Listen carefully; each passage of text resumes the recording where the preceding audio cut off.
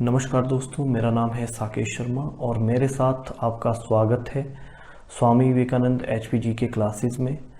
दोस्तों, ये HPGK की जो क्लासेस है ये हम स्पेशली उन स्टूडेंट्स के लिए डाल रहे हैं जिन स्टूडेंट को लगता है कि HPGK जो है वो बहुत टफ सब्जेक्ट है और आपको पता है इस सब्जेक्ट का एग्ज़ाम में वेटेज बड़ा ज़्यादा रहता है। HS की बात करें तो 200 मार्क्स का ये मेंस में आता है। प्रीलियम में भी इसके जो है वो तकरीबन 20 to 25 क्वेश्चंस आते हैं। एलाइड में बहुत ज़्यादा क्वेश्चंस यहाँ से आते हैं। NT में बहुत ज़्यादा क्वेश्चंस आते हैं। तो हमारा जो ऑब्जेक्टिव है इन वीडियोस को बनाने का वो ये है कि स्टूडेंट्स जो है उनको HPGK मुश्किल नहीं लगे। दोस्तों, आप इसके फर्स्ट लेक्चर से स्टार्ट करें और लास्ट तक देखें। जितने भी हमारे लेक्चर्स होंगे इसमें हम ट्रिक्स के माध्यम से HPGK पढ़ाएंगे। बहुत सारी यूनिक चीज़ें आपको देखने को मिलेगी इन लेक्चर्स में। तो दोस्तों, स्टार्ट करते हैं हिमाचल प्रदेश के इतिहास के साथ। और जब हम इतिहास की बात करते हैं तो इतिहास में पहला जो शब्द हमारे पास आता है वो आता है स्रोत। इतिहास में स्रोतों का बड़ा महत्व है। स्रोतों के बिना इतिहास की कल्पना करना बड़ा मुश्किल है, नामुमकिन है। तो स्रोतों की जब बात करते हैं तो पहला जो स्रोत हमारे पास आता है हिस्ट्री में वो आता है साहित्य। साहित्य में हमें हिमाचल प्रदेश का अलग अलग तरह के साहित्यों में हमें विवरण देखने को मिलता है। तो साहित्य के बाद हमारा जो अगला सोर्स है वो है सिक्कों की बात जब करेंगे तो हमें कुलिंदों के, त्रिगर्तों के अलग अलग तरह के सिक्के देखने को मिलेंगे, जिनसे एग्जामिनर हमेशा क्वेश्चन पूछता है कि किसके सिक्कों पर किसकी प्रतिमा पाई जाती है, किसके सिक्के कैसे बने हुए हैं। तो सिक्कों के बाद हम अगले सोर्स की बात करें तो अगला स्रोत हमारे पास है अभिलेख से भी एग्जामिनर क्वेश्चन पूछता है। जैसे कोलों का पता हमें चंदेश्वर, सोमेश्वर और छत्तीसी की पहाड़ियों के लेखों से चला था। अशोक का कुमाऊं गढ़वाल में एक जोंसार बाबर वाला एरिया जो है वहाँ पे एक अभिलेख है। तो इस तरह से बहुत सारे अभिलेख हिमाचल में हैं जिसको हमने आगे आने वाली क्लासेस में डिस्कस करना है। इसके अलावा विदेशियों के वृत्तांत से भी जो है वो इतिहास का पता चलता है। बहुत सारे ऐसे यात्री हुए हैं, बहुत सारे ट्रैवलर हुए हैं जिन्होंने हिमाचल प्रदेश के बारे में बहुत सारी बातें कही है। तो वहाँ से भी हमें पता चलता है हिमाचल प्रदेश के इतिहास का। इसके अलावा खुदाई से भी हमें हिमाचल प्रदेश के इतिहास का पता चलता है। तो दोस्तों, आगे हम बात करने वाले हैं, ये हमारे बेसिक 5 स्रोत है हिमाचल प्रदेश के इतिहास को जानने के। इसके अलावा भवन स्रोत हो सकते हैं, है ना। इसके अलावा कथाएं, लोक कथाएं स्रोत हो सकती है और भी बहुत सारे स्रोत होते हैं इतिहास को जानने के लिए। तो दोस्तों, आगे बढ़ते हैं, एक एक स्रोत के साथ हम आगे चलते हैं। अगला जो स्रोत हमारे पास, सबसे पहले इन्हीं 4 में हम आगे बढ़ेंगे। तो सबसे पहले हम बात करते हैं साहित्य की। जो साहित्य है हमारे पास, साहित्य बेसिकली हमें 4 तरह का साहित्य जो है वो देखने को हिमाचल प्रदेश में मिलता है इतिहास को जानने के लिए। पहला है वैदिक साहित्य। वैदिक साहित्य में हमारा ऋग्वेद आता है। ऋग्वेद में हमें बहुत सारी जगह जो है वो हिमाचल प्रदेश का इतिहास देखने को मिलता है। जैसे ऋग्वेद में स्पेशली मैं बात कर रहा हूँ ऋग्वेद की, तो ऋग्वेद में हमें 7वें मंडल में हमें दशराग्य युद्ध का विवरण मिलता है। दशराग्य युद्ध का विवरण मिलता है जो 10 राजाओं ने लड़ा था। इस युद्ध को मैं आगे आने वाली क्लासेस में डिटेल में बताने वाला हूँ। ऋग्वेद में हमें सूर्य की पुत्री सावित्री का विवरण मिलता है। ऋग्वेद में हमें सूर्य की पुत्री यमुना का विवरण मिलता है। तो यमुना नदी कालिंदी जो सिरमौर में बहती है आपकी, ऋग्वेद से हमें इसके बारे में पता चलता है। इसके अलावा ऋग्वेद में हमें सोम रस का पता चलता है। सोम रस, तो आर्यों को सोमरस बड़ा पसंद था वह सोमरस पीते थे। ये उनकी मतलब जड़ी बूटियों से बनी हुई एक शराब होती थी और इसकी जो जड़ी बूटियां हैं वो सिर्फ हिमालय में पाई जाती थी। तो इस तरह से हम देखते हैं कि बहुत सारी चीज़ें हैं जो हमें वेदों से, ऋग्वेद से, और भी इसके अलावा भी बहुत सारी चीज़ें हमें ऋग्वेद से पता चलती है। तो ऋग्वेद एक बहुत इम्पोर्टेंट सोर्स है हिमाचल प्रदेश के इतिहास को जानने का। डियर स्टूडेंट्स, आगे बात करते हैं। तो अगला जो सोर्स हमारे पास है वो है विष्णु पुराण में हमें हिमाचल प्रदेश के बारे में बहुत सारी चीज़ें देखने को मिलती है। मार्कंडे पुराण में हम देखते हैं मार्कंडे ऋषि का संबंध जो है वो बिलासपुर के पास एक जगह है जिसका नाम है जुखाला, जुखाला से है। तो मार्कंडे नदी भी हिमाचल प्रदेश में नाहन वाले एरिया में बहती है। तो मार्कंडे पुराण से भी हमें हिमाचल प्रदेश के इतिहास के बारे में पता चलता है। मार्कंडे पुराण के बाद आगे बात करें तो हमें स्कंद पुराण से भी हिमाचल प्रदेश का पता चलता है और नारद पुराण से भी हमें हिमाचल प्रदेश का पता चलता है। इसके अलावा महाकाव्य साहित्य की बात करें तो महाकाव्य साहित्य में जब भगवान श्री राम जब लक्ष्मण को मेघनाथ ने वो कर दिया था, मूर्छित कर दिया था, तो उनको संजीवनी बूटी लाने के लिए श्री हनुमान जी हिमाचल प्रदेश में आए थे। और हिमाचल प्रदेश में वो जहाँ पे भी उन्होंने अपना पांव रखा वहाँ पे हनुमान जी के मंदिर बने। जैसे शिमला में जाखू में हनुमान जी का मंदिर है। इसके अलावा कसौली में हनुमान जी का मंदिर है।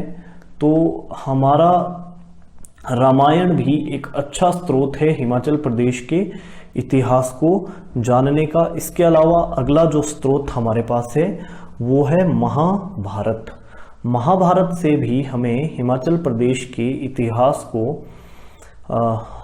महाभारत भी हिमाचल प्रदेश के इतिहास को जानने का एक बहुत ही महत्वपूर्ण स्रोत है, क्योंकि महाभारत में जो कौरव थे और जो पांडव थे, इन दोनों पक्षों की ओर से हिमाचल प्रदेश के शासक लड़े थे, कौरव और पांडवों की ओर से। इसके अलावा जब पांडव जो है वो अपने अज्ञातवास में आए थे तो अज्ञातवास के दौरान पांडवों ने हिमाचल प्रदेश में जो है वो जगह जगह वो गए और जगह जगह का विवरण जो है वो हमें मिलता है। जैसे वो कांगड़ा गए, जैसे वो कुल्लू गए, कुल्लू में अर्जुन ने अर्जुन गुफा में पशुपात अस्त्र प्राप्त किया। वो शिमला गए, शिमला में क्या बोलते हाटकोटी, विराटनगर में वो काफ़ी समय तक रहे। तो वहाँ पे अर्जुन ने माता दुर्गा को प्रसन्न किया हाटकोटी में, है ना, तो जिन्हें हम हाटकोटी देवी कहते हैं। तो माता दुर्गा को प्रसन्न किया अर्जुन ने। इसके अलावा भीम ने काली माता को प्रसन्न किया शोणितपुर, जो अब हम सराहन कहते हैं, उस शोणितपुर में भीम ने काली माता को प्रसन्न किया और वहाँ मंदिर बन जाता है भीमा काली। तो इस तरह से हम पांडवों का और भी बहुत सारी चीज़ें पांडवों के बारे में हमें देखने को मिलती है। जब ये कुल्लू वाले एरिया में आए तो यहाँ पे इनका सामना एक नाग से हुआ, है ना, जिसका नाम था आपका, इसको पिशाच भी मानते हैं बहुत सारे लोग, परंतु नाग से सामना हुआ, है ना। तो आपने कंफ्यूज नहीं होना है, क्योंकि आर्य जो है वो सभी कास्ट को असुर पिशाच मानते थे। अपने अलावा हिमाचल की जितने भी ये थे, कोल थे, किन्नर थे, किरात थे, ये इनको अमानुष मानते थे, ये इनको पिशाच मानते थे, ये इनको दास और दस्यु कहते थे। तो यहाँ पे इनका सामना हुआ एक राक्षस से जिसका नाम था हिडिंब, और हिडिंब की बहन हिडिंबा से शादी हो जाती है आपकी भीम की। तो इस तरह हम देखते हैं कि पांडवों का संबंध हिमाचल से, और भी बहुत सारी कहानियां हर डिस्ट्रिक्ट में हमें पांडवों के बारे में देखने को मिलती है। बहुत सारे मंदिर हमें पांडवों से संबंधित देखने को मिलते हैं, जो हम अगली क्लास से आगे आने वाली क्लासेस में डिस्कस करने वाले हैं। इसके बाद हम बात करते हैं संस्कृत साहित्य। संस्कृत साहित्य में भी हमें हिमाचल प्रदेश का जो है वो बहुत अधिक जानकारी हमें मिलती है हिमाचल प्रदेश की। तो संस्कृत साहित्य में पहला जो संस्कृत साहित्य में जो पहली इम्पोर्टेंट चीज़ हमारे पास आती है, पहला जो लिटरेचर आता है वो है पाणिनि की अष्टाध्यायी। पाणिनि की अष्टाध्यायी ने पाणिनि ने औदुंबरों के बारे में लिखा है और भी बहुत सारी चीज़ें हिमाचल के बारे में लिखी है। इसके अलावा कालिदास का एक नाटक है रघुवंशम, उसमें हिमाचल प्रदेश के बारे में लिखा हुआ है। वृहत संहिता में हिमाचल के बारे में लिखा हुआ है। मुद्रा राक्षस में हिमाचल प्रदेश के बारे में बहुत सारी जानकारी मिलती है। और आपका राज तरंगिणी कल्हण की बुक है जो इसने कश्मीर के इतिहास के बारे में लिखी थी, तो इसमें भी हिमाचल प्रदेश का विवरण हमें देखने को मिलता है। फिर आगे बात आती है अरबी और फारसी साहित्य की। अरबी फारसी साहित्य में किताब उल हिंद में हमें हिमाचल प्रदेश का विवरण देखने को मिलता है। तारीख ए फरिश्ता में हमें हिमाचल प्रदेश का विवरण देखने को मिलता है। तारीख ए फिरोज शाही में हिमाचल प्रदेश का विवरण हमें देखने को मिलता है। तुजुक ए तैमूरी, तारीख ए फिरोज शाही, है ना। हम एक चीज़ देखेंगे, एक ग्रंथ है दलाइल फिरोज शाही, दलाइल फिरोज शाही, फिरोज शाही। तो जो दलाइल फिरोज शाही है, जब फिरोज शाह तुगलक ने कांगड़ा किले पर आक्रमण किया था तो यहाँ से वह क्या बोलते ज्वालामुखी मंदिर से वह 1300 संस्कृत की किताबों को ले गया, जिसका उसने फारसी में अनुवाद करवाया और इसका जो अनुवाद किया वो किया अजीजुद्दीन खालिद खानी ने, और उस ग्रंथ का नाम रखा गया दलाइल फिरोज शाही। इसके अलावा तुजुक ए जहांगीरी में भी हमें हिमाचल प्रदेश का विवरण देखने को मिलता है। तो दोस्तों आगे बात करते हैं। ये हमारे कुछ साहित्यिक स्रोत है, ये सारे नहीं हैं पर इम्पोर्टेंट जो साहित्यिक स्रोत है वो मैंने कोशिश की है यहाँ पे डालने की, कि हमारे इम्पोर्टेंट जो साहित्यिक स्रोत है वो सारे यहाँ पे कवर हो जाएं। उसके बाद अगली चीज़ की बात आती है वो है सिक्के, वो है आपके सिक्के। कॉइन्स जो है हमें इतिहास जानने में बहुत इम्पोर्टेंट भूमिका निभाते हैं। तो हिमाचल प्रदेश में भी हमें बहुत तरह के सिक्के जो है वो मिले हैं। तो सिक्कों की बात करें तो सिक्कों में हमें औदुंबरों के सिक्के मिले हैं। ये आगे आने वाले जब मैं औदुंबर आप लोगों को पढ़ाऊंगा तो औदुंबर में हम डिस्कस करेंगे कि इनके सिक्के कैसे थे, इनके सिक्कों पर क्या आकृतियाँ बनी थी, है ना, और ये जो सिक्के हैं किस धातु के बने थे, ये सारी चीज़ें हम डिस्कस करेंगे। एज वेल एज हमें त्रिगर्तों के सिक्के मिले हैं। इसके अलावा हमें कुलिंदों के सिक्के मिले हैं, कुलूतों के सिक्के मिले हैं, यवनों के सिक्के मिले हैं, कुषाणों के सिक्के मिले हैं। स्थानीय शासकों के सिक्के भी हमें देखने को मिले हैं। जैसे हम जब चंबा करेंगे तो चंबा में हम सिक्का करेंगे एक चकली, साहिल वर्मन ने चलाया था चकली सिक्का। इसी तरह से जब हम बुशहर करेंगे तो कहेरी सिंह ने एक सिक्का चलाया था, कहेरी सिंह ने, जिस सिक्के का नाम था तहला। तो ये चीज़ें हम डिस्कस करने वाले हैं अगली क्लासेस में। जब वहाँ पे स्थानीय शासकों को पढ़ाएंगे तो उन्होंने अगर कोई सिक्के चलाए होंगे तो वो चीज़ें वहीं पे ही हम डिस्कस करेंगे।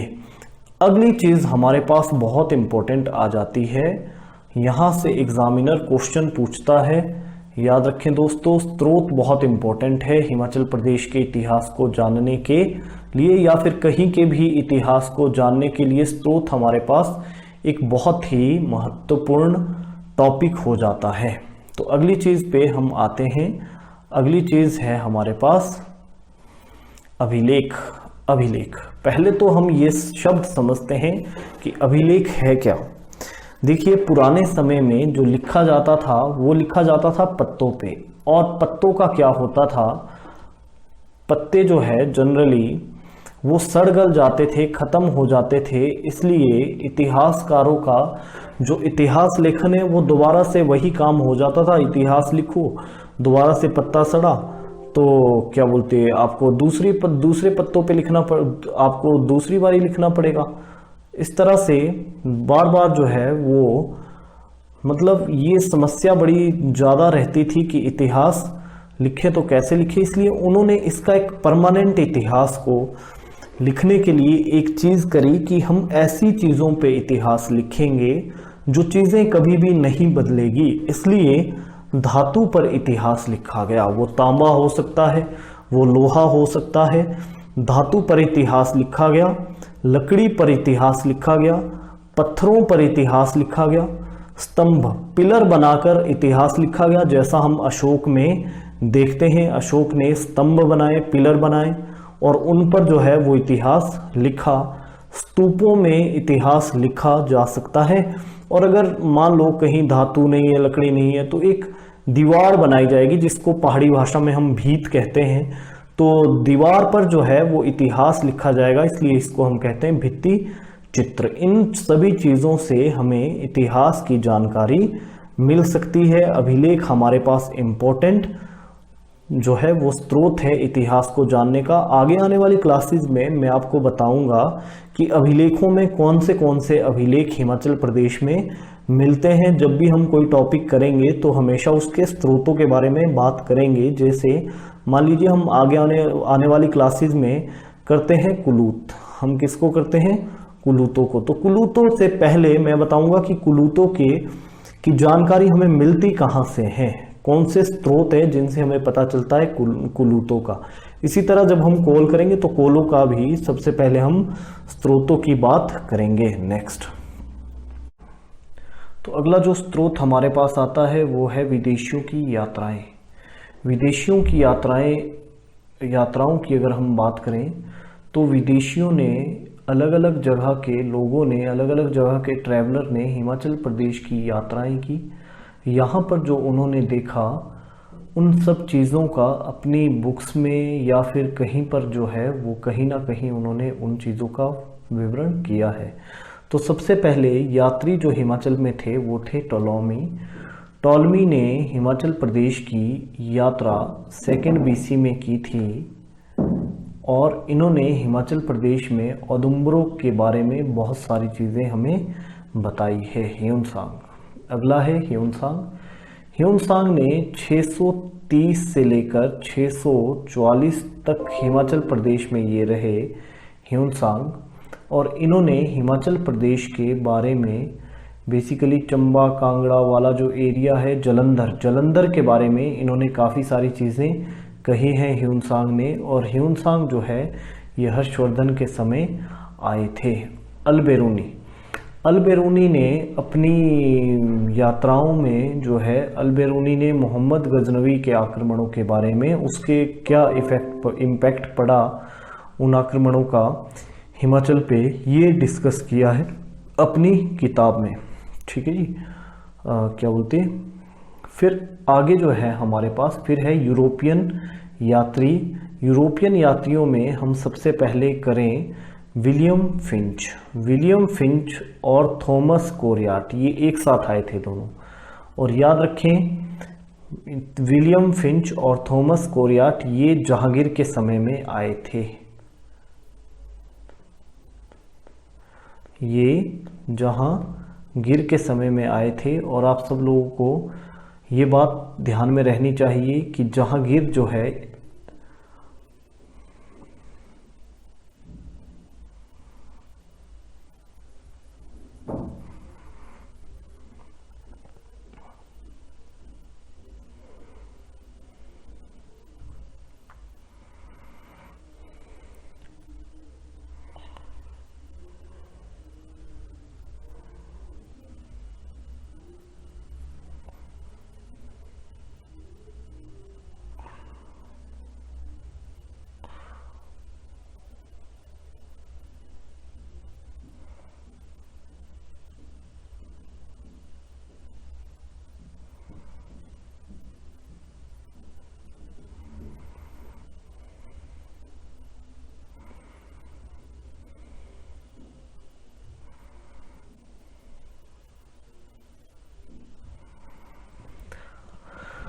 तो दोस्तों अगला जो इतिहास जानने का स्रोत हमारे पास है वो है आपका विदेशियों की यात्राएं। अलग अलग देशों के अलग अलग ट्रैवलर्स ने हिमाचल प्रदेश में अपनी यात्राएं की और हिमाचल प्रदेश में जो इन्होंने देखा उसका विवरण इन्होंने अपनी यात्राओं में किया है। तो सबसे पहले हम बात करते हैं हिमाचल में आने वाले जो पहले ट्रैवलर थे, वो थे टॉलमी। टॉलमी जो है वो 2 BC में हिमाचल प्रदेश में आए और इन्होंने हिमाचल प्रदेश में औदुंबरों के बारे में काफ़ी सारी चीज़ें लिखी हैं। फिर अगले है ह्यूनसांग। ह्यूनसांग हर्षवर्धन के समय में इन्होंने भारत की यात्रा की थी। ये क्या बोलते 630 से 644 के बीच में हिमाचल प्रदेश में आए और इन्होंने बेसिकली ये जलंधर के बारे में इन्होंने काफ़ी सारी चीज़ें कही है, जलंधर। ठीक है जी। तो उसके बाद नेक्स्ट जो है हमारे फिर है अल-बेरूनी। अल-बेरूनी ने हिमाचल प्रदेश के बारे में काफ़ी सारी चीज़ें कही है अपनी की बुक में।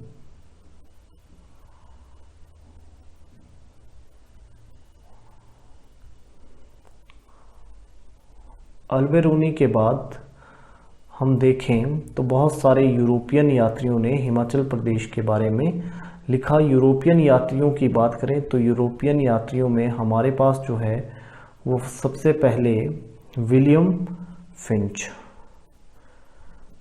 फिंच आते हैं।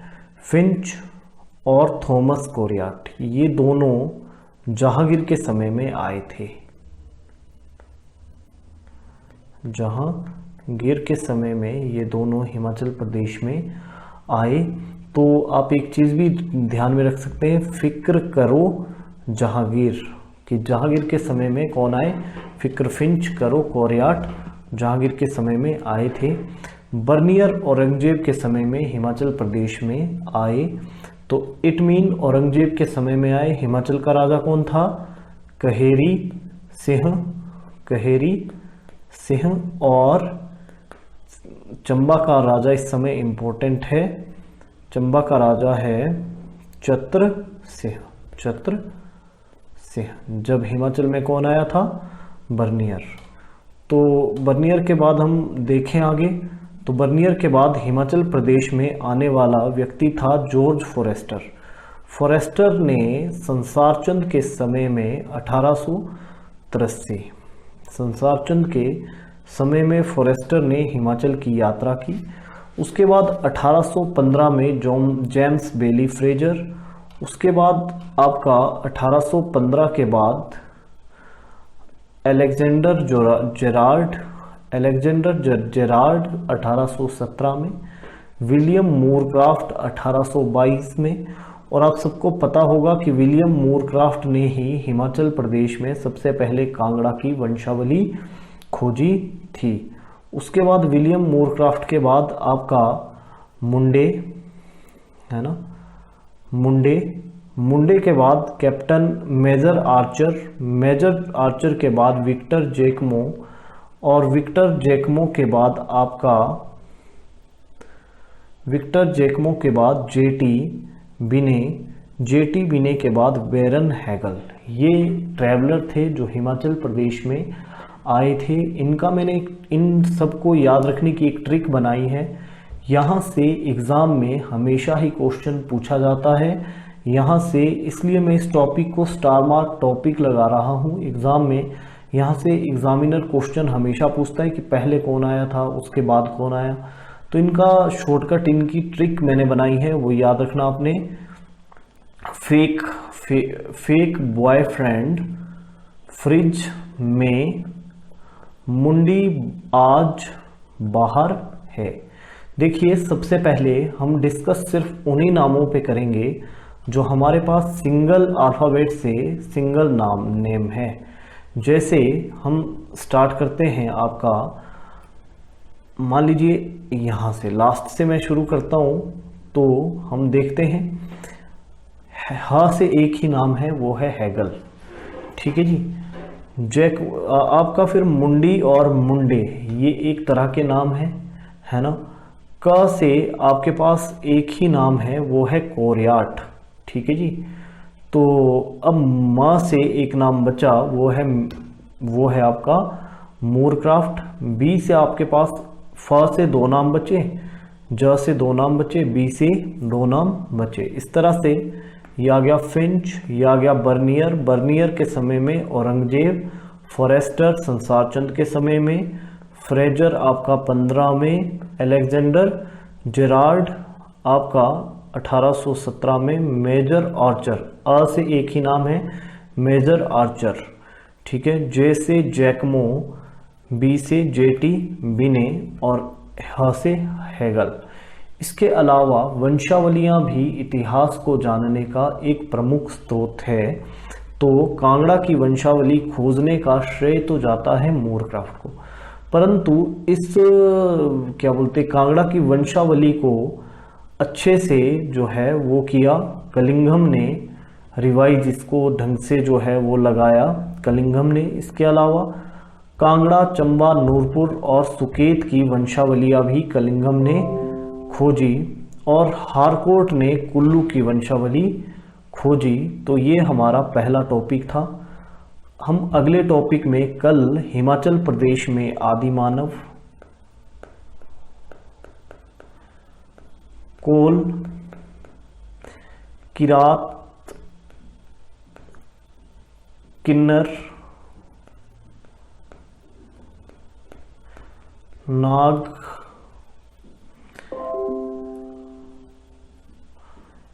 यक्ष, ये सारी ट्राइब्स कल हम हिमाचल में पढ़ने वाले हैं। और ये सभी जो ट्राइब्स थी, ये मैं बता दूं, ये सिंधु घाटी सभ्यता की समकालीन रही होगी, ऐसा इतिहासकारों का मानना है। तो दोस्तों ये आज की हमारी क्लास थी हिमाचल जीके की। हिमाचल के स्रोत बड़े महत्वपूर्ण हैं। अगली क्लासेज में हम कल वाली क्लास में ये वाला टॉपिक डिस्कस करेंगे। तो यहाँ से एग्ज़ाम में एक क्वेश्चन लगभग आता ही आता है, इसलिए आप लोग अगली क्लास को भी स्किप नहीं करें। अगली क्लास हमारी बहुत इम्पोर्टेंट रहने वाली है। ये वाली क्लास एक तरह से बेस है। अगली क्लास आप डेफिनेटली ज्वाइन करें। धन्यवाद।